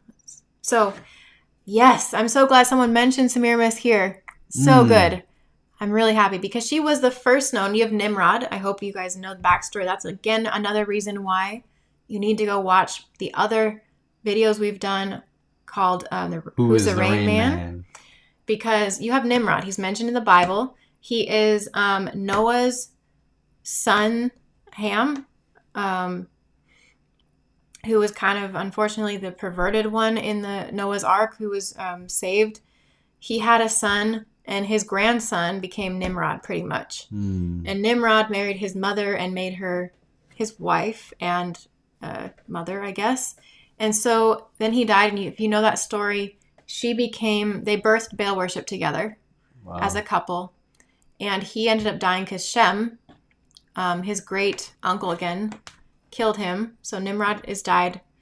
Semiramis is now on the scene, who still is grieving her son, husband, Nimrod. Oh, wow. And then all of her devotees are still following all of what she dictates as Baal worship. So sun worship, having priests, having confessional, having Vestal virgins. Which would be the nuns. That's right. We are getting to that, but I'm glad you said that, because let's go ahead and just say that, because it's true. Vestal virgins are nuns today. They live in convents and abbeys, but you will see, if you do your history on Vestal virgins, their chastity depended on, they basically dictated everything for the Roman Empire. Their victory over war, peace with their allies, harvests, games and victory in the games for the athletes, everything, basically everything. Wow. And if you were found that something went bad, I guess, whether it was war or peace or whatever, you were said to have lost your virginity. If they found you were pregnant, basically they would starve you to death and bury you in a hole alive with a very limited amount of food. And that was said to be a merciful death, because they're not really killing you, they would say. Wow. You're just dying for lack of food. And that would kill the baby inside of you as well. So, as of course many Vestal virgins and nuns today have done, they are abused and raped and used as a bride of Christ, literally as a sex doll, if you will, for the priests. How do I know this? Well, they have documentaries. They have testimonies on this from the nuns today. Oh, yeah. And you'll see that this is correct, because even in ancient times and today, you'll find that there are trails, that's not the right word, tunnels, from the convents and the monasteries, which have babies' bones in them. Because people don't want to lose their life when they've been found to be abused, be molested, and then conceive, and then be, I guess, having the punishment of that. Yeah. That they were going to lose their life because they're said to have not been a faithful bride of Christ. Yeah. So, anyway, we've seen that today. We see that in antiquity as well. All these tunnels and graves of cemeteries of babies' bones all along the way. Wow. And the tunnel leading from one place to another. So, there you go. That's the Vestal virgins. The flame, by the way, is right here. We're going to be getting to that. So, it was first seen in Semiramis being a god. You can see on her head are those crown, the rays of the sun on her crown. And there's 7 of them, just like the Lady Liberty. That's right. And Lady Liberty has the flame. And on the Baphomet, here, the statue of the goat in the middle, you have not really you have the pentagram, as I guess if you want to say the crown of the rays of the sun, but you have the flame in the middle of his horns. Yeah. And that is important. We're going to be focusing in on that a little bit, in just a bit, but these are where your mind can go. This is the trail, I guess, that I'm showing you that my brain took to get to where we're at. We can go to the next slide. And that caduceus phallus in the middle there is, exactly what we see here as well on Semiramis. Mm-hmm. The 2 serpents wrapping around each other, the caduceus logo there. Yes. Okay, so here we have, in ancient times, we have the very image which the Statue of Liberty took of the sun god Helios. This is in Vienna at the museum, Natural History Museum, it looks like. But you have all the elements again. You have the sun rays and the crown. You have even the color of the skin being, what is that color again? The green there? The green, yeah. Copper. Right. That's oxidized metal there. Oh, well, that's not important really, but But the robe and the arm too. exactly. You have what appears to be chains on the feet. We'll look at that in a minute. We have the flame, the torch in the hand. And this is Helios, okay? It's the sun god. Then we have from statueoflibertytour.com their definition of why the torch and crown is there. It says her torch was added to represent progress, giving the statue a more peaceful appearance rather than invoking violence. Around her head, the crown's 7 rays form a halo representing the sun. Wow. There it is, the sun worship again. There you go. And liberty enlightening the world. So this goes back to exactly what they said with the cult of reason and this progress. Enlightenment. Yes, bringing enlightenment to the world. With sun worship. Exactly. So here we go. We can continue there. Then it became this thing in the ancient world. I believe it was in Greece. We had another statue resembling very similar things called the Colossus of Rhodes. And what does it say the there? Statue of Liberty website said that the Statue of Liberty was a remodeled version of this. Yes, it did. It said it was a recycled image. That's right. It was originally naked, and boats passed in between it, just like you can see on the left there. And it had the flame even, and it had the crown. So, but it's a man, by the way. If you notice, it's all men up to this point. Yeah. Lady Liberty looks very masculine. Probably a trans, maybe. Yeah. Okay, so let's continue. Here's exactly again from their website, statueoflibertytour.com. While the Statue of Liberty is undoubtedly Bartoli's most famous work, he was very well known for another project, a statue that was never actually built. Years before he began the Statue of Liberty, Bartoli was hired to design a statue planned for the entrance to the Suez Canal in Egypt. His research led him to ancient giant Egyptian statues and eventually to the Colossus of Rhodes. This ancient bronze statue is over 100 feet tall and considered one of the 7 wonders of the ancient world. The figure was placed at the harbor entrance to the Greek city of Rhodes, showing the god of the sun, Helios, carrying a light to guide ships. They're even saying it. Sound familiar? Yeah. So Statue of Liberty was based off of Helios, which is right here on the left. Yes. They're telling you that Lady Liberty holding that flame, the light bearer with the 7 sun rays on her head, and the robe maybe covering her male genitalia. I don't know. But they're saying that Lady Liberty is Helios, the sun god. They're not even hiding it. Yeah. I will add here, the very last sentence is very interesting. It says, ultimately, this led Bartholdi to design what became an early mock-up for the Statue of Liberty. So he's giving where his inspiration came from. It also inspired by Colossus, it says right there. He created a robed Middle Eastern woman. Wow. Now it's a woman suddenly, a peasant holding up a fiery torch. He called it Egypt carrying the light to Asia. Egypt. So he's even saying where it comes from. It's from Egypt. Their religious influence carrying the light, to Asia. So it's spreading throughout the world. He wanted it to be spread throughout the world, in fact. So we cannot avoid the fact that, like I said, that torch is in between the Baphomet's horns. Yeah. So now we're going to go directly to the Satanic Temple and see first a little interesting note, which they say. It says, what is the Satanic Temple? Well, it's a group.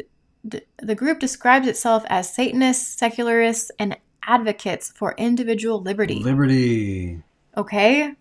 This is exactly the deception which Satan is using for everyone to have their own rights and liberty to choices. Quite honestly, that they should have free will, but at the same time, to make choices and live a life that is quite downright ungodly. Right. I mean, the opening ceremony for this statue opened with a gay kiss. Yes. Why did they do that? They unveiled at the unveiling, they had 2 guys kiss each other just to show you that we are completely Sodom and Gomorrah. We're going to do what we want to do, and we are disregarding God's laws. Yes. And I think it's important to read the next sentence actually there. because it says, we understand the satanic figure as a symbol of man's inherent nature, representative of the eternal rebel, enlightened inquiry, and personal freedom rather than a supernatural deity or being. So he was an enlightened one, they believe. Yes. Satan, Lucifer, was enlightenment. Yes. Okay, so now we truly get to where they're saying this torch between the horns comes from. It says the torch of knowledge is the middle horn. It glorifies the pursuit of knowledge. We put a high value on that. It's really central to our beliefs in general. Wow. Yeah. The knowledge of good and evil, the tree of knowledge of good and evil. God was never keeping knowledge from us. He didn't want us to know about evil. But these people, they say, look, this is what we care about most. Yes. The knowledge that Lucifer brings. Mm-hmm. And lastly, they say, the flame of intelligence shining between his horns is the magic light of the universal balance, the image of the soul elevated above matter, as the flame, whilst being tied to matter, shines above it. Wow. So you can see how they're upholding knowledge over God, like God at all. Yeah. Acknowledging God and acknowledging his word and everything. A lot of these movies have these Gnostic themes in them, and it's making me think of Transformers, where the trailer alone, you can see how Gnostic it is. The good guy, the good Transformer guy, whatever his name is, Optimus Prime, is talking, and he's talking about this cube in space, which we know that there's the heavenly cube is the New Jerusalem out there in the heavens. And it's talking about that this cube created worlds and all the life in the worlds. It sparked all life. Yeah, and then he says, all sentient beings deserve freedom. How do we get that freedom? Destroy the cube. Destroy the creator to get freedom. This is literally the words of Satan. Satan wants you to believe that freedom comes from lawlessness. Just think of a world without laws. Think of a world without order. It would be pure chaos. There'd be, why not? Why can't I have your wife? Why can't I take this from the store without paying for it? Why can't I lie to your face? Why can't I murder you? If it's do what you want, whatever feels good to you, there are no rules. That's utter chaos, and that's pain and misery. And that's really what we're experiencing in this world today, because we decided to disobey God in the beginning, and Adam and Eve's firstborn son became a murderer. And that has just perpetuated throughout the world today, to where I don't want anything of this world anymore. I want Christ to come, him to set up his perfect kingdom, and us to live forever and ever in eternity, where there's no more pain, no more sorrow, no more tears. I long for that, but Satan has you convinced that you don't want that. In fact, that's hell. To live in a world like that would be, to an atheist, they hate Christians. Why would they ever want to live in a world with a bunch of Christians and the God that they hate so much? But they've been blinded by Satan into thinking that God is taking away freedom and liberty when he's the creator of freedom and liberty. No, that's interesting. But those connections are definitely there. And here we are. This painting by Sir Thomas Lawrence, PRA, it's oil on canvas. It's actually called Satan Summoning His Legions. Now, just look at how the stance that he has, his face, this really resembles the exact images we've just seen. Yep. And as I show right there of Helios, it's very similar. There you are. Of Libertas, the crown of the rays of the sun are on their heads. Likewise, Statue of Liberty you have there. Then they get to the set face that's so grim. That's on that picture to the Lady of Liberty. Oh yeah, it's an identical face. Right. And now we're going to look at this other statue just called Lucifer there, where he kind of has all those things going for him still. He has the grim face. He's got the nakedness, the robe covering him, but he has a few items in hand that are unique.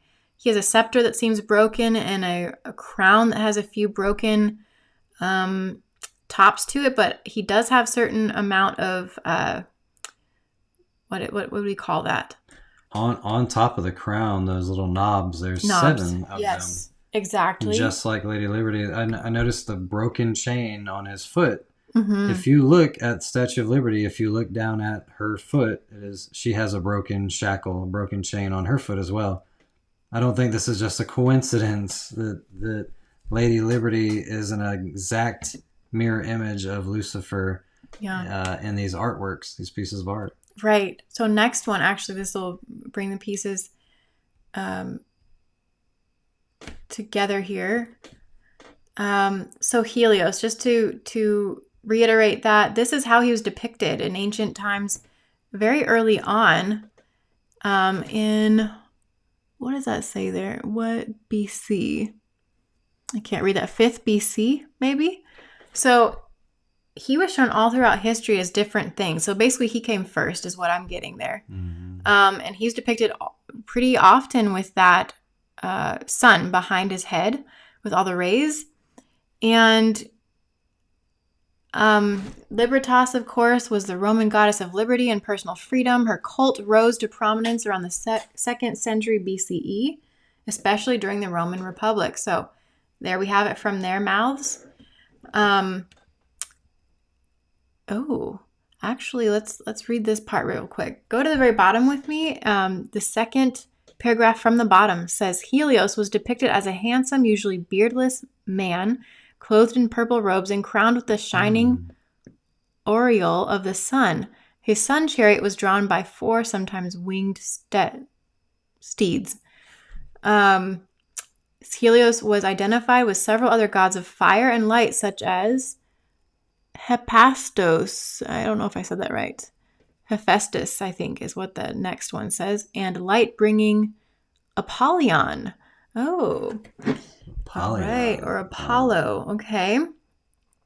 So here we've zoomed up on that picture for you with, like he said, those prongs on the crown, the scepter that's broken, the feet that are shackled.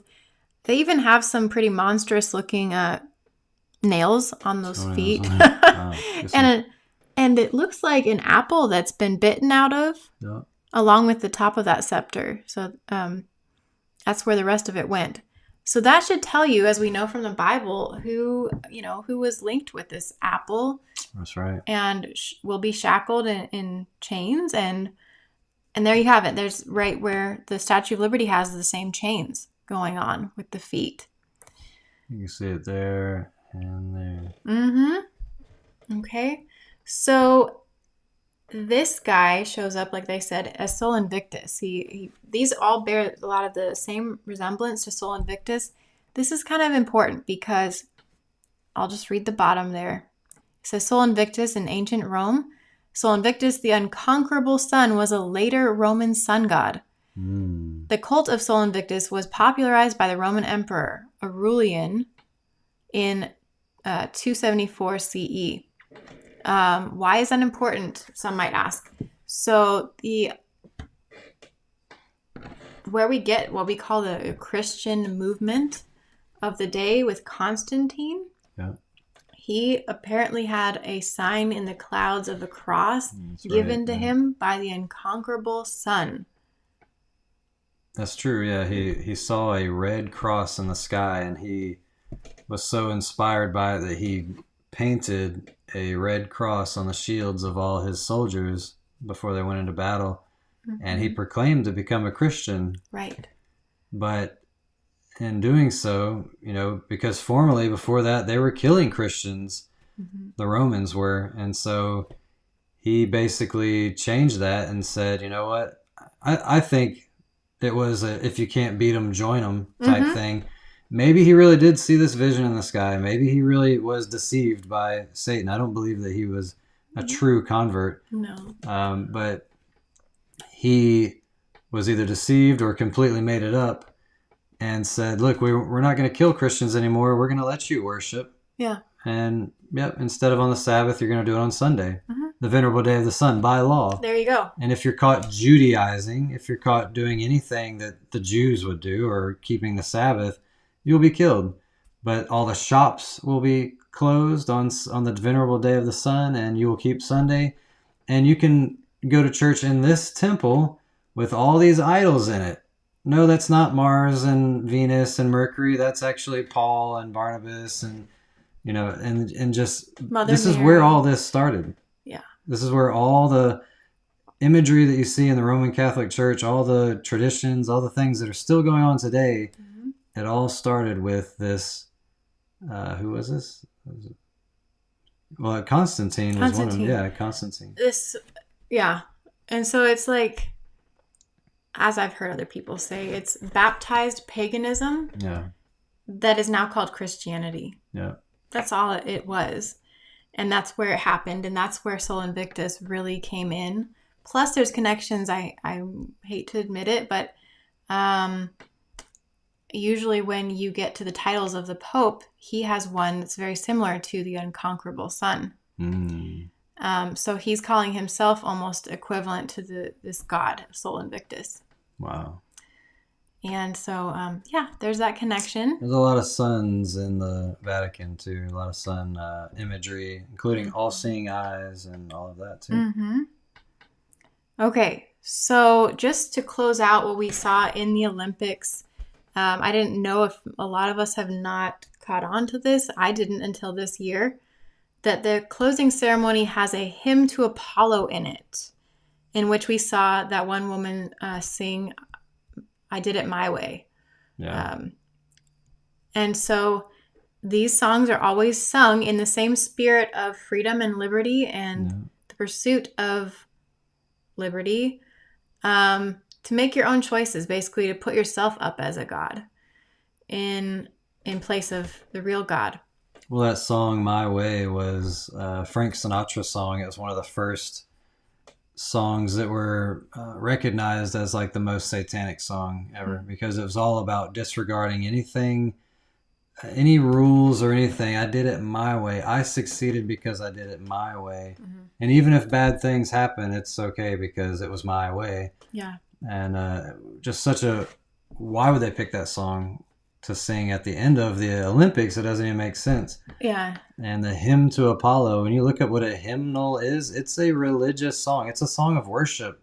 So while everyone's gathering at this event from all around the world and people are tuning in on their TVs, they're participating in a worship to Apollo. Yeah. At this Olympics that's really all about Zeus worship. I mean, it's crazy how Satan is literally deceiving the world. Revelation says that the dragon, who is Satan, will deceive the entire world. And we see how he's ensnared so many people with so many different disguises and so many different fun activities like the Olympics or Christmas time or Easter or whatever it is. He's tricked humanity into worshiping false gods, which are nothing more than demons or Satan himself. And he has literally deceived the whole world. Like, we are so close to the end. I believe that Jesus is coming soon. I believe that the dragon has already deceived the world in many different ways.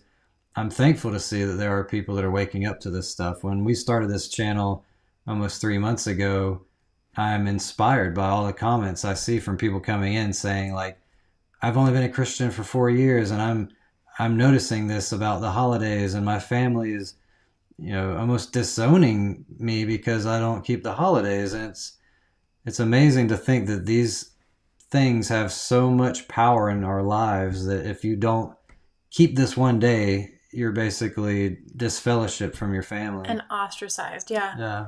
Like, you're not alone, by the way. We all have family members at some point or one or another that in reaction to our not keeping these holidays and participating in Olympics or watching them or whatever it might be, sports or something, they also don't usually, it doesn't draw people to you in that way if they are about the world. And so I hope that makes sense. I'm just trying to say that you are not alone. We also have that hurt in us, that they shy away from us, but you can only be an example. You can only be kind and loving to them. And if they ever want to talk, you can be there for them. Yeah. And it's, we are a peculiar people as God's people. Jesus said it's a narrow way. It's a small door. There's a broad way out there. That's another one, Broadway. Yeah. It's a broad way to destruction. And when you take a stand for God and you say, I'm going to keep God's commandments, I'm going to keep the Sabbath, the fourth commandment, that triggers a lot of Christians even. And you'll have Christians come against you and say, oh, you don't got to keep that. It's interesting that the 10 Commandments are in almost every church, no matter what denomination you're part of, but they will fight against that fourth commandment because of tradition, the traditions of men. And Jesus said that he was talking about the Pharisees, and he said they make void the law of God by keeping their own traditions. So if you keep God's commandments, or you do anything that's really biblical, you avoid evil movies and games and all these things, the world is going to ridicule you. And it's really their own conviction. They can't admit, they don't want to believe that what they're doing is wrong. And if you say, I do this because I believe in God and I believe the Bible and I'm convicted by the Holy Spirit on this, that convicts them, especially if they're a believer, because they're thinking, no, that can't be true. It must be your own personal conviction or something. Yeah. They don't want to admit that what they're enjoying and loving, like movies about witchcraft like Harry Potter or whatever, are evil, and they have to return with some kind of ridicule to make themselves feel comfortable and continuing and doing what they're doing. Well, especially if they proclaim to be Christian and you are actually showing them, like we are, we're showing everyone how these are linked with other gods. God is a jealous God. He doesn't want you to participate in worship other gods. And when you bring that to people's understanding, a lot of them are not going to be happy. Even Christians are not going to be happy with you. I forgot to mention superheroes is another one. So Satan's ensnared us with Olympics, holidays, superheroes, many other things that he's tricked us into worshiping him. And we'll be covering some more of these things. We already were looking into covering some sports and how this reaches into that. Yeah. And I think you'll find that very interesting as well. But yeah, basically, they've built a society, a culture of bread and circuses all around us to disguise the worship of these other gods and also distract us continually from actually focusing on the things that matter, which are, I guess, reading the Bible, praying, being with God, even prioritizing your relationship with God, and also other matters that are more important, such as, I'll even put it in there, doing things that are godly hobbies, such as maybe gardening or painting, hiking, or other things that God gave us skills in, or to enjoy his nature and him, basically, to pay attention to his small voice and his character coming through all this. So did you have more slides? I think there's one more, just to close it out. Oh, my point here is that it's in the Bible. Apollyon, or Apollyon is in the Bible. It says Revelation 9:11. Yeah, they had as king over them the angel of the abyss, whose name is in Hebrew is Abaddon, and in Greek Apollyon. In Hebrew, the name Abaddon means place of destruction, and the Greek title Apollyon literally means the destroyer. So they even say down below, let's jump to the second to last paragraph. It says Abaddon or Apollyon is often used as another name for Satan. Wow. You know what? This is completely, I'm trying to figure out the elite's numerology stuff, but the fact that this comes from Revelation 9:11, I don't think is any coincidence or mistake that now we have that date to remember as something that I don't believe happened like the media said. And it's all about Satan, Apollyon, who is Satan. Yes. And the extra point that I had there written up there is just to show that it's in the Bible directly by name. But that name today, and as it became known in the Roman world, the yon, I guess, the yon on the back of Apollo fell off, and it just became known as Apollo. But this in mythology is known as Zeus's son. Okay. So there you have Zeus, and you got Apollo. So yeah, they said that the Olympics was about Zeus worship. Yeah. And you got Apollo because it's his son. Of course, yes. We worship the Father and the Son. And yes. That's what Satan's doing, the same thing with Zeus and Apollo. Right. So the very last slide here is just closing out this whole idea of the flame being carried. This is the very last picture in that particular year that we were seeing the light bearer bring the flame forward. And it just emphasizes that these are almost 7,000 athletes from 205 countries that came down the river CNA, I think, which came just hours after a sabotage attack on the high-speed rail networks. So that many people showed up. Wow, 7,000. We all know that. I'm sorry, but I know it's very obvious. But the amount of people that attend these things, the amount of people they hired to carry that flame that we never knew about, that I just found out tonight, to be ambassadors to nurture that flame all the way from Olympia to its site where it's going to be, these games are going to be held. And it says down below, the opening ceremony was the first in Olympic history to be featured outside of the main stadium. So now they're taking that flame outside of the sanctuary area, even though it originated there. They're taking it out of that area. And they're starting processions still with the flame, all the traditions and rituals of Zeus worship, just in a different location sometimes. Wow. But we might have asked ourselves sometimes, who are these light bearers? Why are they dressed weird? Like we just saw in that picture. Sometimes we don't ask ourselves those questions enough, and we put together the whole picture now for you. Yeah. They are the light bearers, the torch. The light bearers. This was really interesting to me, and it's really eye-opening because it shows how the dragon is out here deceiving the whole world, and what we can do to not be deceived. You know, that's what Jesus said when the disciples were asking, what will be the sign of your coming? He said, let no man deceive you. It was always about deception in general. And, you know, there might be people out there that say, why do you guys only just focus on what Satan's doing? You don't ever talk about God. We do. And we're gonna have videos about biblical topics and everything, but we have a passion about exposing Satan. We see the deceiver, and we want to show what God has shown us with everyone else. And we have been ensnared by these things in the past. I used to be obsessed with anime and movies and games and music, and I was never a big sports fan, but that's the thing.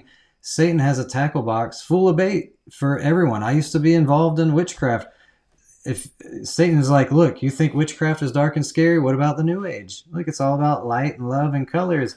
Oh, you don't like that? What about get obsessed with sports? And that's the thing. It can be the most benign thing. If Satan can keep you playing Tetris all day long, he wins. He's got the upper hand because he's keeping you distracted. He's keeping you from being in the Word of God and prayer, building a relationship with God.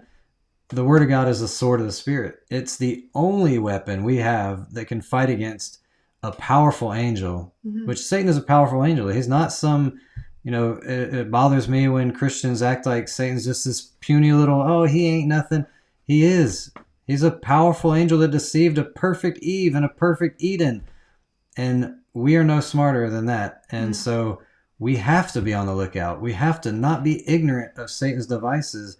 And that's why we're here on this channel doing what we're doing. We can only do this with your support. And we thank you guys so much for being here. We thank you for the comments that are coming in. We thank you for those who are supporting. We have tried to reach out to you. Some of you we don't know personally, but if you have supported this ministry, we are thanking you from the depths of our heart, because we started this ministry in faith, stepping out in faith away from a steady paycheck. And it's been amazing to see God provide each week, each month.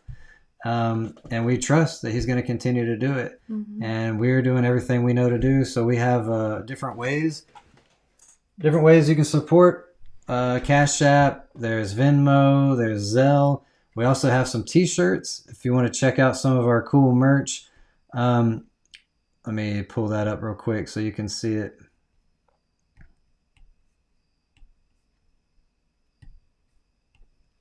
So we have some merch here on our Teespring, and you know, the logo for our channel is all about using your brain. It's cool to be smart. It's cool to analyze. It's cool to study. The elites of the world, Satan, he doesn't want us to find the truth. He doesn't want us to use our brains. He's hoping that we'll just, you know, be mesmerized in the whole bread and circus thing. Mm-hmm. He's hoping that we'll be easily controlled.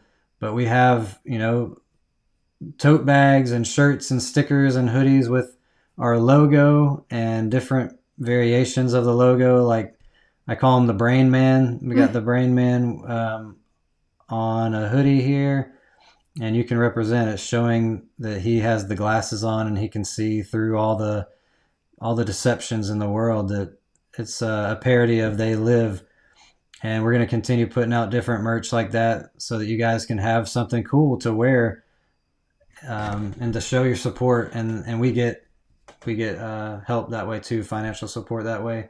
We love you. We're so glad you're here. If you like this, please give it a thumbs up. It really helps. It's a simple, free way to support this ministry. The more you give it a like, the more YouTube will put that on the algorithm. Share this with your family and friends, especially if you know that they're really into sports or the Olympics. I hope this will be eye-opening. I hope this will change their life. You know, this is something we want to do. We want to plant seeds out there so that somebody might have that aha moment and just really start digging deep about a lot of things in their life and start making some serious changes and to live a life that honors God. Do you have any closing remarks? I just wanted to add that we have a website. It's called CandidTruthOrg. That's really where you will find the shop to get merchandise. We also, on that website, have a specific donation form connected to PayPal if you want to use that over the other ways you can donate.